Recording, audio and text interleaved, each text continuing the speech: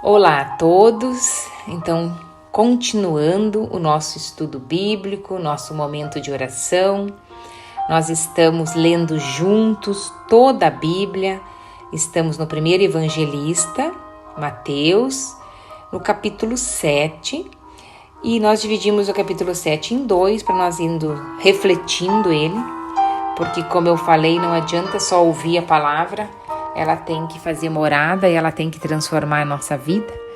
E isso leva um tempinho, a gente precisa ir com calma, devagarinho.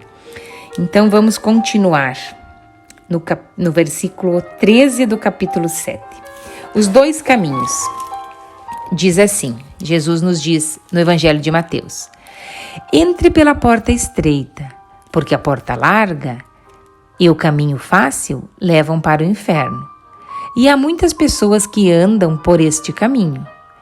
A porta estreita e o caminho difícil levam para a vida, e poucas pessoas encontram esse caminho.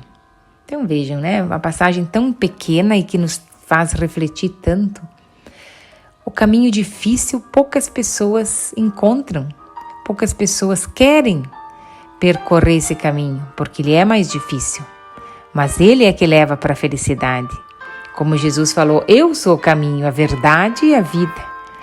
E os outros caminhos, né, que são mais fáceis, estes caminhos nos levam para o inferno, que fala. Mas não aquele inferno de fogo, o inferno da depressão, da tristeza, o inferno de não ter propósito na vida, de não ter missão. Este é um inferno, né? Então nós sabemos aonde ir para termos o verdadeiro caminho da felicidade. É o caminho de Jesus. Continuando, os falsos profetas. Cuidado com os falsos profetas. Eles chegam disfarçados de ovelhas, mas por dentro são lobos selvagens. Vocês os reconhecerão pelo que eles fazem.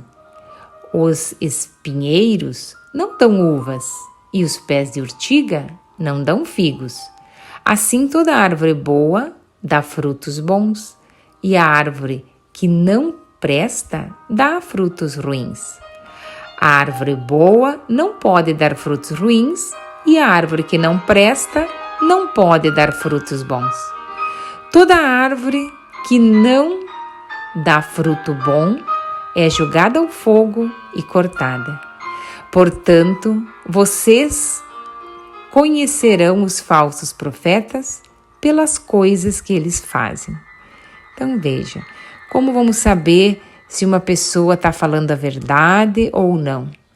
Veja a vida dela, veja o que ela faz, porque aqui Jesus, através dessa parábola, nos fala, né? Que ninguém consegue dizer uma coisa e fazer outra. Você precisa dizer e fazer, assim tu é verdadeiro. Assim você é o profeta verdadeiro. Agora, se você só fala da boca para fora, esse é o falso profeta. Essa pessoa não dá para confiar. E a gente conhece as pessoas, então, aqui dizendo pelas obras dela. Tu quer conhecer uma pessoa? Não observe o que ela fala, mas o que ela faz, como ela age com os outros, né? Se ela age bem, se ela dá bons frutos. Assim você conhece a pessoa, pelos frutos que ela dá. Uma árvore, você conhece se a árvore é boa, viçosa, se ela dá bons frutos. E aqui diz que a árvore que não der bom fruto será cortada, porque não serve para nada uma árvore frutífera que não dá frutos, né? Então, nós somos árvores frutíferas e temos que frutificar. Às vezes demora, né? Tem plantas como a tamareira, até 100 anos para ficar adulta e dar os primeiros frutos. Mas ela dá. Então nunca é tarde para a gente começar a frutificar. Continuando. Quem entra no reino de Deus? Versículo 21. Não é toda pessoa que me chama de Senhor, Senhor, que entrará no reino do céu, mas somente quem faz a vontade do meu Pai que está no céu.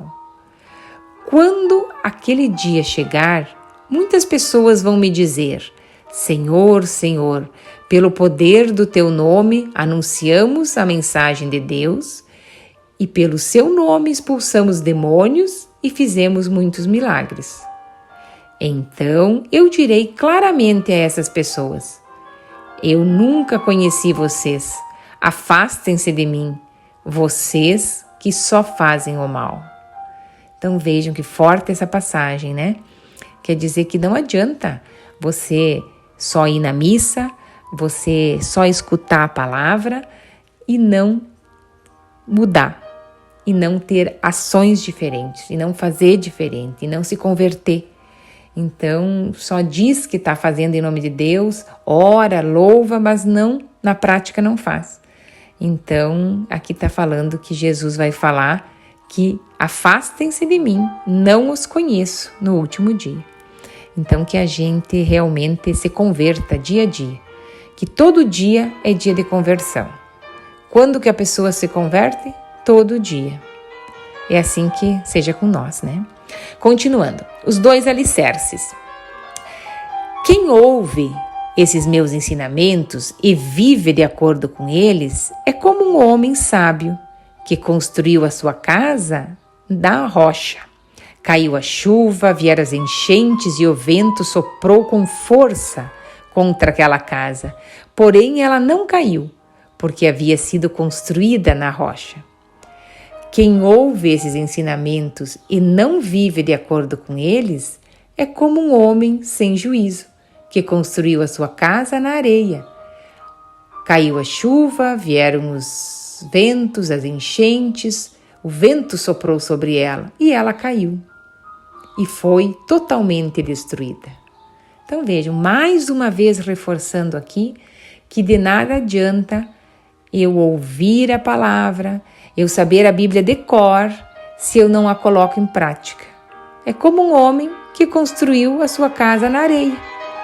Eu preciso colocar em prática a palavra de Deus. Última partezinha do capítulo 7 diz assim: a autoridade de Jesus. Quando Jesus acabou de falar, as multidões estavam admiradas com a sua maneira de ensinar. Ele não era como os mestres da lei, pelo contrário, ensinava com autoridade dele mesmo. Então quer dizer que os outros, os mestres da lei, né, que eram considerados os sacerdotes da época, que conheciam também toda a lei antiga, o Antigo Testamento, mas eles falavam de uma maneira que eles estavam revelando uma palavra de terceiro, né? A palavra de Deus eles falavam.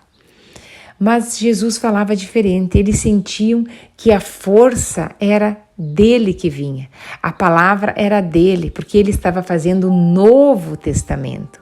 Então eles sentiam a força dessa palavra, que a palavra que eles pregavam não era de outra pessoa, mas era dele mesmo. Deve ter sido uma maravilha, né? Ter convivido com Jesus, sentir aquela força, aquela presença. Então, com isso, nós acabamos o capítulo 7 e vamos pedir ao bom Deus que envie o seu Espírito Santo e a gente consiga nos esvaziar de nós mesmos e nos encher desse Espírito, nesse Espírito de fé, de coragem, de perseverança, para levar a nossa vida dando frutos. É isso que Deus espera, que nós dêamos frutos e os nossos frutos vão dar glória ao Pai. Que assim seja. Amém. Vem, Espírito Santo, esvazia-me de mim e encha-me de ti. Vem, Espírito Santo, esvazia-me de mim e encha-me de ti. Com isso, acabamos o capítulo 7 e no próximo nós vamos para o 8. Fiquem com Deus e até lá.